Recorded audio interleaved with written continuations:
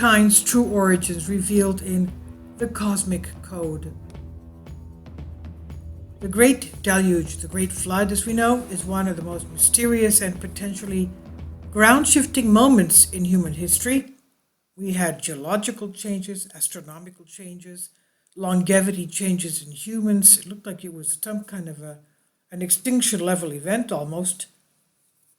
Now, it's believed that the Great Flood that swept across the earth swept away advanced civilizations and effectively acted as a restart point for the evolution of human society.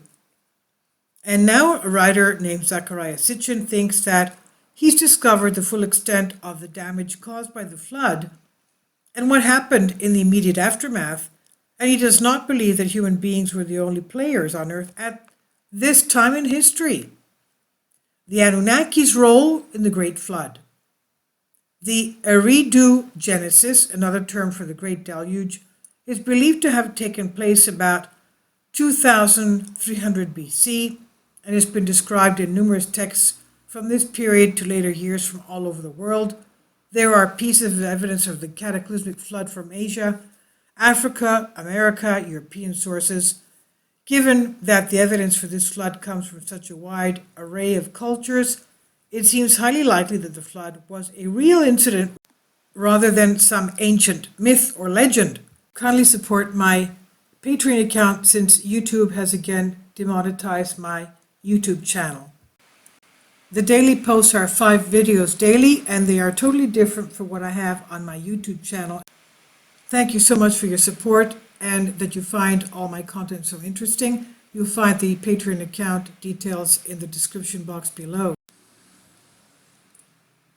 But despite the fact that it seems almost certain that the Great Deluge was a real event, piecing together the chronology regarding the event has proved itself to be an incredibly difficult task for historians and archaeologists.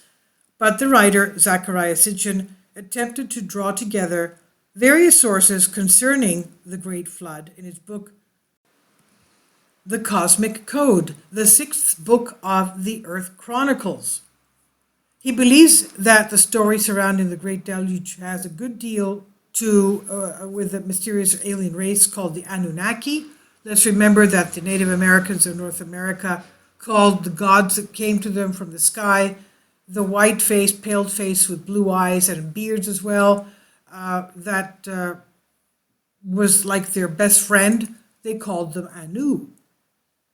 Now, Sitchin writes that the Anunnaki first came to Earth with the intention of establishing a colony after the atmosphere of their planet Nibiru began to irrevocably erode.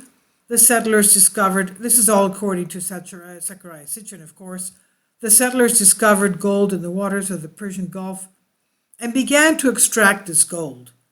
Eventually, their gold mining operation would spread all over the earth. After a series of battles and disputes concerning the workers and the gold mines, the Anunnaki decided to bring human beings into existence to work effectively as their lower beings, slaves type of thing, and they were based in Eden in Mesopotamia, or Eden, Mesopotamia. But human beings proved more rebellious and independent than their alien masters. This is all again, according to Zecharia Sitchin. And believed that they would be the tensions arising from this came to a head during the Ice Age. Human beings had enraged several high-ranking members of Anunnaki society by interbreeding with the Anunnaki females. Descendants of these unions had been elevated to positions of political power. And this again goes in line with what the ancient Greek gods of Olympus were supposedly, how they were coming about.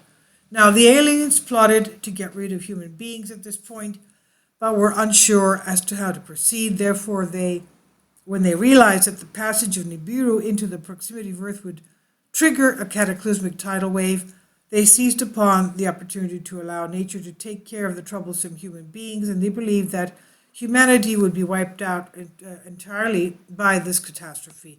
In other words, an extinction type of a thing. But this plan did not come off perfectly. One of the Anunnaki informed a man, probably Noah, to build a ship before the flood devastated the earth, and also providing him and his family with the means to develop agricultural settlements once the water had dissipated. And following the flood, the majority of the Anunnaki departed from earth and never returned again, although a few remained to help human beings reestablish civilizations following the collapse of their great cities in the natural disaster. Again, this is all according to Zecharia Sitchin.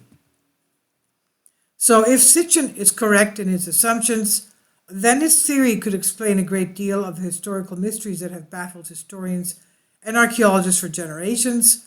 All over the world, there are fabulous structures built by incredibly ancient people, which betray the use of technology far beyond the advancement that historians would expect given the building techniques of latter-day societies. It would make sense that these ancient monoliths were constructed using advanced technologies of the Anunnaki prior to the flood, outshine those of later constructions that were built using only rudimentary knowledge. Interestingly, Zecharia Sitchin describes the accounts before and after the Great Flood in his book, The Cosmic Code, the sixth book of Earth Chronicles. The events before the deluge, according to him, 450,000 years ago, that's almost 500,000 years ago. On Nibiru, a distant member of our solar planet, life faces slow extinction as the planet's atmosphere erodes. Deposed by Anu, the ruler Alalu escapes in a spaceship and finds refuge on Earth. He discovers that Earth has gold that can be used to protect Nibiru's atmosphere. 445,000 years ago, led by Enki, the son of Anu, the Anunnaki land on Earth, established Eridu, Earth Station 1, for extracting gold from the waters of the Persian Gulf. And 430,000 years ago, Earth's climate mellows. More Anunnaki arrive on our Earth. Among them is Enki's half-sister, Ninhursag, who was the chief medical officer in 416,000 years ago. As gold production falters, Anu arrives on Earth with Enlil, the heir apparent, and it is decided to obtain the vital gold by mining it in southern Africa. Drawing lots, Enlil wins the command of the Earth mission. Enki is relegated to Africa, and on departing Earth, Anu is challenged by Alalu's grandson. 400,000 years ago, 7 functional settlements in southern Mesopotamia, including a spaceport Shipar, mission control center Nippur, the metallurgical center Shurupak. The ores arrive by ships from Africa. The refined metal is sent aloft to orbiters manned by Igigi, then transferred to spaceships arriving periodically from Nibiru. 380,000 years ago, supposedly gaining the support of the Igigi, Alalu's grandson attempts to seize mastery over the Earth, and the Enlilites win the war of the olden gods. 300,000 years ago, the Anunnaki, toiling in the gold mines, mutiny. Enki and Ninhursag create primitive workers through genetic manipulations of apes, and they take over the manual chores of the Anunnaki. Enlil raids the mines, brings the primitive workers to the Edin in Mesopotamia. Given the ability to procreate, Homo sapiens begins to multiply. 200,000 years ago, life on Earth regresses during a new glacial period. 100,000 years ago, climate warms again. The Anunnaki, the biblical Nephilim, to Enlil's growing annoyance, marry the daughters of men. 75,000 years ago, the accusation of Earth. A new ice age begins. Regressive types of man roam the Earth. Cro-Magnon man survives. 49,000 years ago, Enki and Ninhursag elevate humans of Anunnaki parentage to rule in Shuripak. Enlil, enraged, plots mankind's demise. 13,000, realizing that the passage of Nibiru in Earth's proximity will trigger an immense tidal wave, Enlil makes the Anunnaki swear to keep the impending calamity a secret from mankind. Now, after the deluge, the Great Flood, 11,000 BC, Enki breaks the oath, instructs Zeusudra, or Noah, to build a submersible ship, Submersible. The deluge sweeps over the earth. The Anunnaki witness the destruction from their orbiting spacecraft. This, again, is all according to Zecharia Sitchin, okay? Enlil agrees to grant the remnants of mankind implements and seeds. Agriculture begins in the highlands. Enki domesticates animals. 10,500 BC, the descendants of Noah are allotted 3 regions. Ninurta, Enlil's former son, dams the mountains and drains the rivers to make Mesopotamia habitable. Enki reclaims the Nile Valley. The Sinai Peninsula is retained by the Anunnaki for a post-diluvial spaceport. A control center is established on Mount Moriah, the future Jerusalem. 9,780 BC, Ra, or Marduk, Enki's firstborn son, divides dominion over Egypt between Osiris and Seth.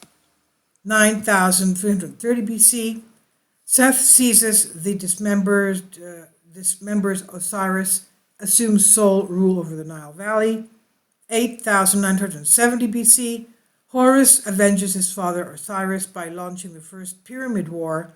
Seth escapes to Asia, seizes the Sinai Peninsula and Canaan. 8,670 BC, opposed to the resulting control of all the space facilities by Enki's descendants, the Enlilites launch the Second Pyramid War. The victorious Ninuntra empties the Great Pyramid of its equipment. Ninhursag, the half-sister of Enki and Enlil, convenes a peace conference. The division of Earth is reaffirmed. Rule over Egypt transferred from the Ra-Marduk dynasty to that of Thoth. Heliopolis built as a substitute beacon city. Thoth, according to the Emerald Tablets, was Thoth the Atlantean.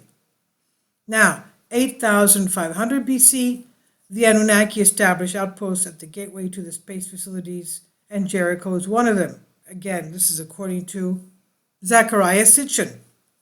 7,400 BC, as the era of peace continues, the Anunnaki grant mankind new advances. The Neolithic period begins, demigods rule over Egypt.